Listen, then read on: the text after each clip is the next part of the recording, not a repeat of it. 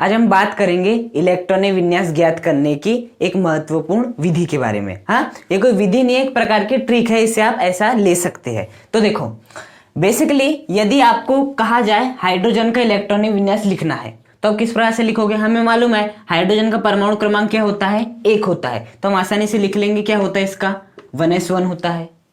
जैसे आपको हीलियम को लिखने कहा जाए तो हीलियम का परमाणु क्रमांक कितना होता है, 2 होता है, इसका भी आसानी से लिख लेंगे 1s2। हाँ, उसी प्रकार हाइड्रोजन, हीलियम, लिथियम का कहे तो लिथियम का परमाणु क्रमांक क्या होता है, 3, क्या लिख देंगे 1s2 2s1 लिख देंगे। यदि आपको किसका कहा जाए, बेरिलियम का कहा जाए तो परमाणु क्रमांक कितना होता है, 4। हाँ, तो उसके हिसाब से लिख लो क्या हो जाएगा इसका 1s2 2s2। Hydrogen, helium, lithium, beryllium होता है। इस प्रकार यदि ऐसे तत्व जिनके परमाणु क्रमांक बहुत निम्न है, जैसे 1 2 3 4, देखो इलेक्ट्रॉनिक विन्यास लिखने के लिए बस आपको तत्वों का परमाणु क्रमांक याद होना चाहिए। हाँ, उसके बाद तत्वों का परमाणु क्रमांक जितना होगा उतने इलेक्ट्रॉन होते हैं। हाँ, तो हाइड्रोजन का परमाणु क्रमांक 1 है तो उसमें 1 का इलेक्ट्रॉन होगा, इसलिए हमने 1s में 1 भर दिए। आपके लिथियम का परमाणु क्रमांक 3 है, मतलब लिथियम में इलेक्ट्रॉनों की संख्या भी 3 होगी, इसलिए हमने 3 इलेक्ट्रॉन यहाँ पर भर दिए इस प्रकार से। लेकिन यदि आपको कोई एक ऐसा तत्व मिल जाए जिसका परमाणु क्रमांक उच्च हो, जैसे कि यदि मैं बात करूं कैल्शियम, इसका क्या है 20 है, इसको लिखो, इसको भी लिखना जहां तक आसान है, 1s2 2s2 2p6, हाँ 3s2 3p6 4s2, ये होता है आपका किसका, कैल्शियम का, ये भी लिखा जा सकता है। हाँ, अब आपको जिंक का कहने बोल दिया जाए, जिंक का परमाणु क्रमांक कितना होता है, 30 होता है, तो कैसे लिखेंगे आप 1s2 2s2 2p6 3s2 3p6 होता है 4s2 और आपका 3d10, ये भी लिख सकते हैं। अब आपको एक ऐसे तत्व का कहा जाए जिसका परमाणु क्रमांक कितना है, 40 है। अब वो तत्व कुछ भी हो सकता है आपका, वो मैटर नहीं करता, लेकिन एक ऐसा तत्व है जिसका परमाणु क्रमांक 40 है, हम मान लेते हो तत्व x है, तो उसका कैसे लिखोगे आप 1s2 2s2 2p6 3s2 3p6 4s2 3d10। इसके बाद क्या करें, 4p आता है तो हम कर सकते, 4p में अधिकतम 6 इलेक्ट्रॉन जा सकते, यहाँ तक 30 हो गया, ये 36। 4p के बाद क्या आएगा आपका, 4p के बाद आएगा आपका, यहाँ पर कंफ्यूजन आएगा क्योंकि यहाँ पर हमें अफबाउ नियम का पालन करना रहता है। हाँ, हम 4p के बाद क्या लिख सकते हैं, सीधे सीधे हम 4d भी लिख सकते हैं, 4d, लेकिन आपका 4d के साथ साथ आप 4d के पहले 5s भी लिख सकते हो। तो इसमें क्या है, बहुत ही मतलब एक प्रकार से परेशानी जाती है। यदि आपके परमाणु क्रमांक हाई हो जाए, परमाणु क्रमांक निम्न है जैसे 30 तक है, तो आप आसानी से लिख सकते हो, उतना डिजिट सबको याद रहता है कि नहीं 1s 2s 2p 3s 3p, फिर आपका 4s आता है, फिर 3d आता है, इतना सबको पता रहता है। हाँ, लेकिन अब क्या करें, चलो 3d था, 3d के बाद 4p आता है, अब हो गया, अब 4d पहले लिखे या 5s पहले लिखे, बात ये आती है। हाँ, बात ये आती है। तो यदि आपका परमाणु क्रमांक तो 40 है तो इतनी प्रॉब्लम आ गई। और देखो यदि आपका परमाणु क्रमांक 90 हो जाए, क्योंकि हमारे पास एलिमेंट कितने 118, अब इस 90 परमाणु क्रमांक वाले तत्व का यदि इलेक्ट्रॉनिक विन्यास लिखना हो तब तो बुरी तरह से फंस जाओगे, बुरी तरह से फंस जाओगे। हाँ, और बेसिकली डी ब्लॉक के तत्वों में आपको जो आपकी चतुर्थ संक्रमण श्रेणी है वो बेसिकली 89 से स्टार्ट होती है। हाँ, 89 से स्टार्ट होती है, तो आपको 89 तत्वों का यदि इलेक्ट्रॉनिक विन्यास लिखने आ गया तो आप कैसे लिखोगे। हाँ, तो बेसिकली यदि आप यदि याद करना चाहते सीधे सीधे कि 1s 2s 2p 3s 3p 4s 3d 4p, फिर पता नहीं क्या क्या, मुझे भी याद नहीं। हाँ, तो उससे अच्छा एक ट्रिक होती है, उसे यदि आप समझ जाओगे अच्छे से तो आपके लिए इलेक्ट्रॉनिक विन्यास लिखना बहुत ही आसान होगा। हाँ, तो क्या करना है आपको, सबसे पहले आपको इस प्रकार से लिख लेना है। देखो, इसका मतलब है school, public school, public school, Delhi public school, Delhi public school, इस प्रकार से लिख लेना है। और फाड़ू दिल्ली पब्लिक स्कूल, फाड़ू दिल्ली पब्लिक स्कूल, इस प्रकार से आपको लिख लेना है। सबसे पहले आपको इस प्रकार से लिख लेना है। हाँ, मैं इनको एक सीक्वेंस में बनाया ताकि अच्छा लगे, school, public school, Delhi public school, फिर पब्लिक स्कूल, ये आपका इसके नीचे public school, Delhi public school का दिल्ली पब्लिक स्कूल। सही सीक्वेंस है पूरा इस प्रकार से। तो आपको इस प्रकार लिखना है, school school public school public school, Delhi public school Delhi public school, और आपका फाड़ू दिल्ली पब्लिक स्कूल फाड़ू दिल्ली पब्लिक स्कूल। इस प्रकार से आपको सबसे पहले लिख लेना है। हाँ, उसके बाद देखो आपको इस प्रकार से काउंटिंग करनी है। हाँ, 1 2 3 4।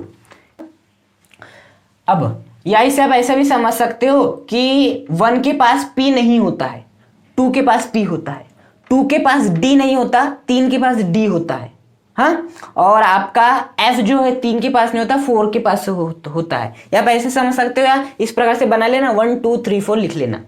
अब सबसे पहले क्या करना, ये जो आपका S है इसे भरना। हाँ, तो देखो 1 2 मतलब इस नंबर 1 2 3 4, फिर आपका 5, फिर आपका 6, फिर आपका 7, और फिर आपका यहाँ पर 8। इस प्रकार से सबसे पहले क्या करो, ये जो आपका S है S की काउंटिंग करो। 1S 2S 3S 4S 5 6 आपका 7 और ये आपका 8। हाँ, उसके बाद P को भरो। अब P कहाँ से स्टार्ट हो रहा है, 2, तो 2 के बाद ये आपका 3, उसके बाद ये आपका 4, उसके बाद ये आपका 5, फिर ये आपका 6 और ये आपका 7। इस प्रकार से। हाँ, उसके बाद अब आप किसको भरो, D को भरो। 3 से स्टार्ट हो रहा है तो 3, अब ये आपका हो जाएगा 4, ये हो जाएगा आपका 5 और ये हो जाएगा आपका 6। हो गया। अब आप क्या भरो, ये F को भरो, 4 आपका ये 5।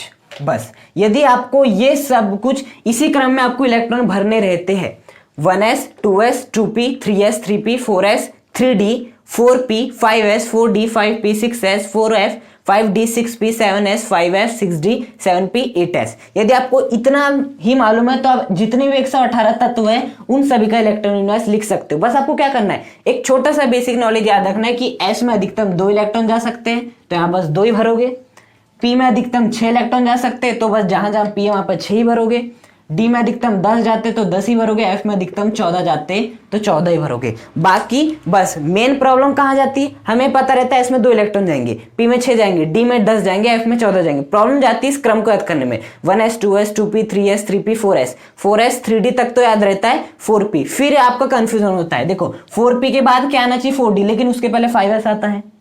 5s 4d फिर 5p फिर 6s आ जाता है। बताओ 5p के पास 5d भी ना आया, 5f भी नहीं आया, 6s आ गया, फिर आपका 4f आ रहा है, फिर आपका 5d 6p। बहुत ही कंफ्यूजन होता है ना। तो इस प्रकार से जहां पर भी आपको एग्जाम में जाओगे आपको लिखने, आपको पता है मतलब कि आई या ना है, आपको क्या करना है, एग्जाम में जाना है, एग्जाम के पीछे जो कॉपी मिलेगी उसमें पीछे लिख लेना है इस प्रकार से टिक बना के। हाँ, school school public school public school, Delhi public school Delhi public school, फाड़ू दिल्ली पब्लिक स्कूल फाड़ू दिल्ली पब्लिक स्कूल, इस प्रकार से लिख लेना है। उसके बाद इस प्रकार से नंबर देना है 1 2 3 4, इस प्रकार से नंबर देना है। उसके बाद सबसे पहले जो आपका एस है उसे भरो, 1 2 3 4 5 6 और आपका 7 8, सबसे पहले एस को, उसके बाद 2 को नंबर दो। ऐसा मत कर देना कि 1 2 फिर यहाँ से 2 3 4, ऐसा मत करना, बारी बारी से भरना। 2 उसके बाद ये हो जाएगा आपका 3, उसके बाद ये 4, उसके बाद ये 5, उसके बाद ये 6, उसके बाद आपका ये 7, ऐसे भरना। फिर डी को भरना 3, फिर आपका ये 4, फिर आपका 5 और फिर आपका 6, उसके बाद इसको भरना एफ को 4, फिर ये आपका 5। बस इतना यदि आपको पता है तो आप 118 तत्वों के लिख लोगे। तो अब यदि हम सामान्य की बात करें, जैसे कि हम बात करते हैं आपका भी जिंक की बात करते हैं 30 नंबर, हाँ उसका लिख के देते हैं जो कि हमें आता ही। हाँ, इस क्रम को फॉलो करना। सबसे पहले कहाँ जाएगा आपका 1s में जाएगा, 2 इलेक्ट्रॉन भर सकते हैं। फिर जाएगा 2s में, 2s में भी 2 इलेक्ट्रॉन भर सकते हैं। फिर जाएगा कहाँ पर 2p में, 2p में अधिकतम 6 भर सकते हैं।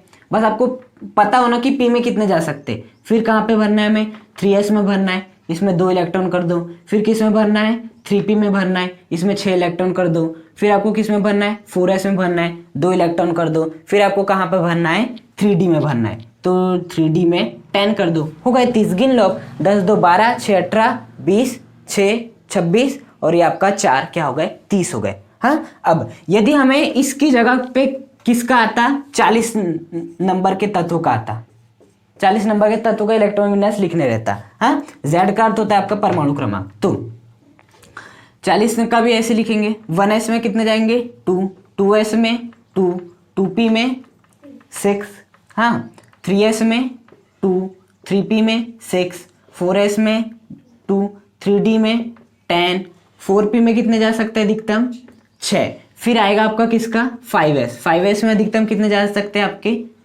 2 जा सकते हैं। गिनो अभी कितने हुए 38 हुए, अभी 38 हुए, क्योंकि यहाँ तक तो आपका 30, 6 और 2 38, फिर 5s में के बाद कहाँ जाना है 4d, तो 4d में अधिकतम कितने भर देंगे आपका 2 भर देंगे, 4d में भर दिए 2, तो अब आपका आसानी से आप लिख सकते हो। अब यदि आपको किसका आ गया 50वें नंबर का आ गया, किसका आ गया 50वें नंबर का आ गया, तो 5s2 ये रहेगा यहीं तक। अब 5s2 के बाद क्या आएगा आपका 4d, ये आ रहा है, तो यहाँ पर क्या भर देंगे हम 4d 10, 10 भर सकते हैं, तो 38 और 10 कितना हो जाएगा 48, और 4d के बाद कहाँ भरना है 5p, तो 5p क्या आ जाएगा आपका 2।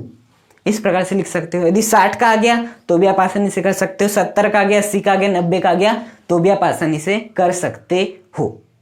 बात समझ में आई? तो इसके द्वारा आप किसी भी तत्व का इलेक्ट्रॉनिक विन्यास ज्ञात कर सकते हो। हाँ, चाहे 1 से लेकर 118 तक के जितने भी तत्व है सभी तत्वों का इलेक्ट्रॉनिक विन्यास आप ज्ञात कर सकते हो। बस मेन रहता है जब भी आप इलेक्ट्रॉनिक विन्यास लिखते हो तो कुछ बातों को याद रखना कि S में अधिकतम 2 इलेक्ट्रॉन जा सकते हैं, P में अधिकतम 6, D में अधिकतम 10, F में अधिकतम 14। ये पहली बात। दूसरी बात याद रखना है कि आप किसी भी तत्व का परमाणु क्रमांक देखते हो, जैसे 50 है तो जितना परमाणु क्रमांक होता है उतने इलेक्ट्रॉन की संख्या होती है, इसलिए 50 परमाणु क्रमांक तो 50 इलेक्ट्रॉन भी होंगे, इसलिए हम 50 इलेक्ट्रॉन आपके भरते हैं। दूसरी बात ये पता होनी चाहिए। तीसरी बात ये आपको क्रम पता होना, जो कि इस क्रम को याद करना ही एक बड़ी बात है।